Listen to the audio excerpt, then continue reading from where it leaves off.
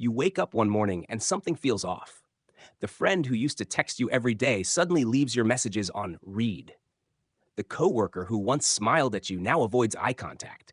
Even someone you were close to, maybe a family member or partner, has gone distant, cool, unreachable. You replay every interaction in your mind, searching for something you said, something you did, some mistake that might explain the shift. But there's nothing. You've done nothing wrong, yet somehow people have turned cold. It's a painful truth, but sometimes people change their warmth toward you not because of what you did, but because of what you represent. When your presence starts to mirror someone's insecurity, your light exposes the parts of them they're not ready to face. Maybe you've grown, more confident, more peaceful, more self aware. And that unsettles people who are still struggling to find their footing. Your evolution reminds them of their stagnation. They don't know how to celebrate you without confronting their own discomfort, so they pull away. Other times, your kindness overwhelms those who don't know how to receive it. When someone's used to drama, manipulation, or conditional affection, genuine care can feel foreign. You offer understanding instead of judgment, patience instead of pressure, and it disarms them. Instead of feeling safe, they feel suspicious. They wonder what you want from them, or when the catch will appear. Their own emotional wounds make them misinterpret sincerity as danger, so they retreat before you can prove them wrong. People also turn cold when they realize they can't control you. At first, your easygoing nature makes them comfortable. They think they can predict your reactions, steer your choices, or rely on your approval. But when they see that your kindness doesn't mean weakness, that you have boundaries and a spine beneath your softness, something shifts. They no longer have power over your mood or decisions. For those who thrive on control, your independence feels like rejection. So they distance themselves before you can remind them that love and dominance are not the same thing. Then there are those who grow envious of your peace. Maybe you've been working on yourself, healing in silence, and it shows, not in loud ways, but in how calm you've become. You no longer chase validation, gossip for connection, or overextend to prove your worth. That energy threatens people who rely on chaos for identity.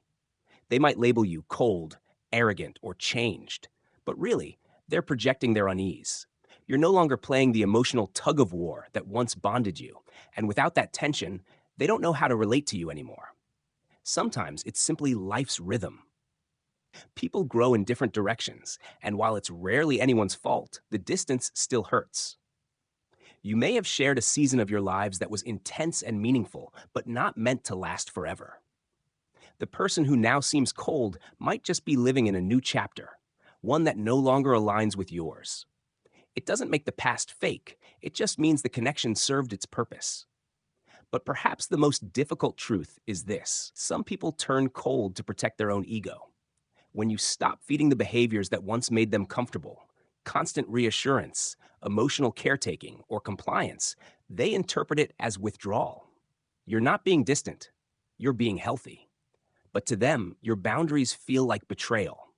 Their coldness is an attempt to punish you back into old habits. You can't chase warmth from those who choose to freeze you out. You can't keep explaining your intentions to people committed to misunderstanding you. Sometimes silence is their language, and indifference is their way of maintaining control. The real power lies in not taking it personally.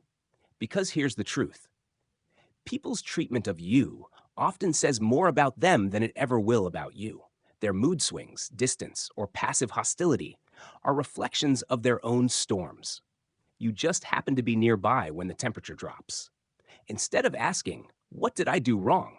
start asking, "What is this showing me about them and about what I deserve?"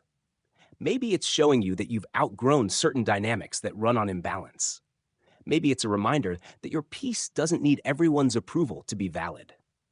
You'll find that once you stop chasing explanations, you start regaining energy.